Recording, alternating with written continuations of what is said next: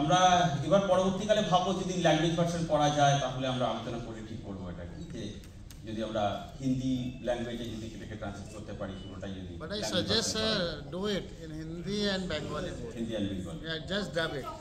Okay. It's a fantastic. That's all I knew.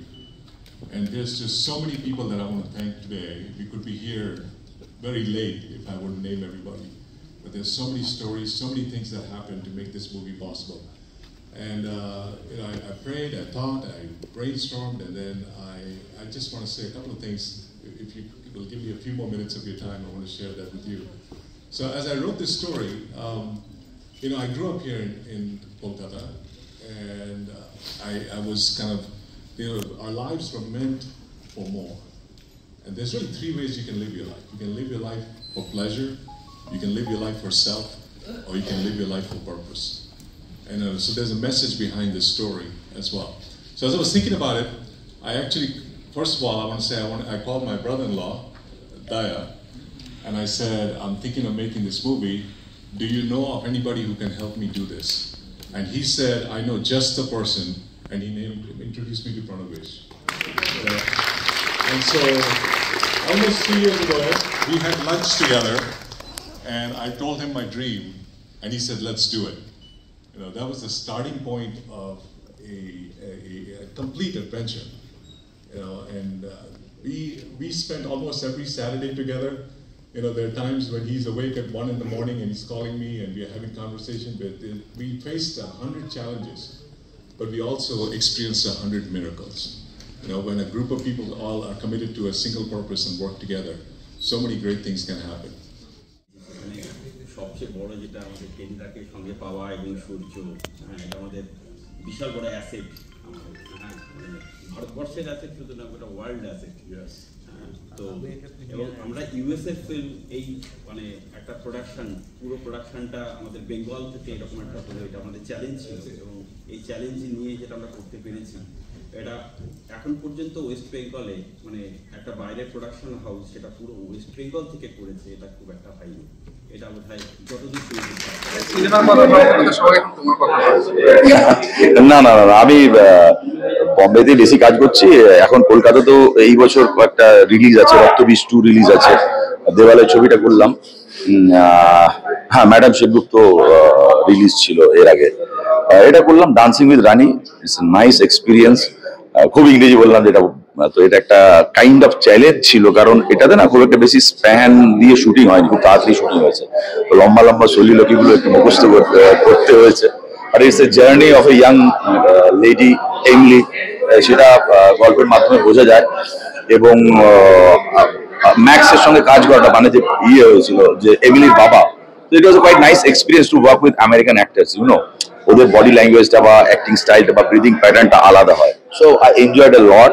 And ultimately আমরা তো Messenger একটা, YONO, it's directors media. তো আমি আমার কাজটা ভালো করার চেষ্টা করেছি। আজকে প্রথম দেখলাম, আই এনজয়েড দিস ফিল্ম। একটু অন্য ধরনের ছবি এবং ইউএসএ তে রিলিজ হবে।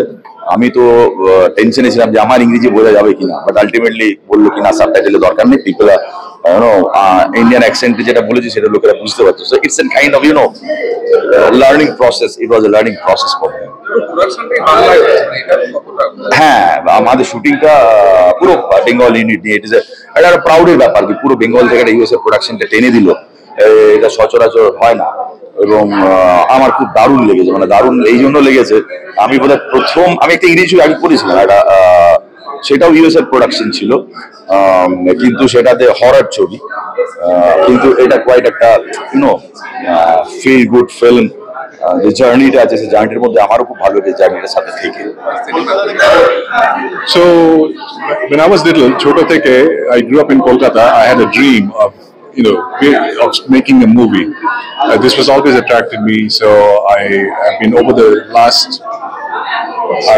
decades of my life. I've been taking classes, reading books, learning from filmmakers, and I also love stories. Everybody loves stories. So I've been writing this story for the last 10 years, and 3 years ago I finally finished the script. And then, as I said, I got to meet with Purnabesh, and we started working together. And one of the things that ignited the story, I was telling that lady there, is that we live in a world that's so divided and broken right now. And people are, just immersed in social media and selfie generation, But you can live for yourself, you can live for pleasure, or you can live for purpose. And the idea behind this movie is, how can we live for a purpose greater than ourselves? What thing inspired you to make the movie? What inspired me to make the movie? I think about the next generation. My children's generation. They're in their 20s, teenagers and 20s. And I see how they're searching for meaning and purpose. And I hope this movie gives them a reason that is greater than themselves. The other thing that really ignited this whole idea was the book Disruptive Compassion. It's a New York Times best-selling book. It's written by a guy named Hal Donaldson, who started Convoy of Hope. It's a large non-profit. And he actually wrote that, in that book, he writes about his trip to Calcutta in the 1990s when I actually met him. And he writes this book about releasing a revolution of compassion in our world. So that book also kind of helped inspire me to write this film. And many of the incidents in the movie is actually from my life as well.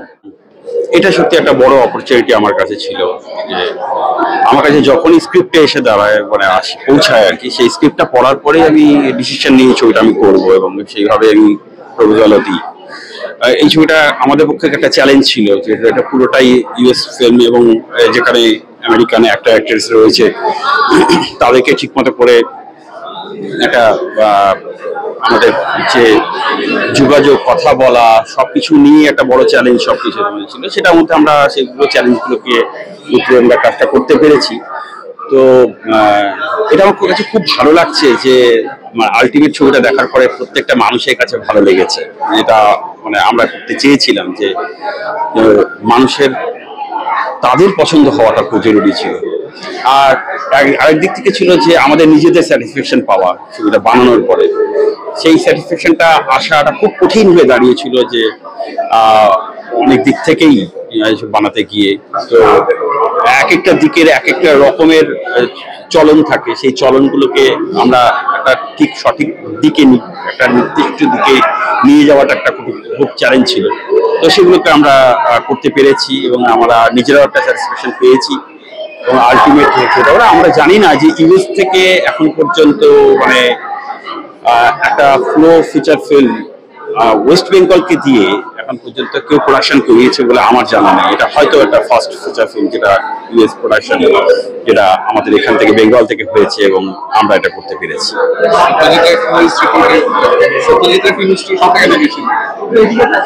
হ্যাঁ হ্যাঁ, Satyajit Ray film institute এখানটা আমাদের West বেঙ্গলে 5.1 sound সহ projection properly, সেটা কলকাতায় খুব পাওয়াটা, খুব প্রাইভেট স্ক্রিন হিসাবে পাওয়াটা খুব কঠিন, যেটা এসএলএফটিতে প্রপারলি পাওয়া যায়। এবং এটা এমন একটা জায়গা যেখানে আমাদের বাইরে সব ধরনের মানুষকে আনা যায়, এবং এটা একটা তারপরে সবচেয়ে বড় কথা হচ্ছে যে আমাদের যারা যারা কাজ করেছে তারা ম্যাক্সিমাম এফটিআই এবং এসএলএফটিআই ছেলেরা রয়েছে। তো সব দিক থেকে মনে করেছি যে না, এটা বেটার হবে।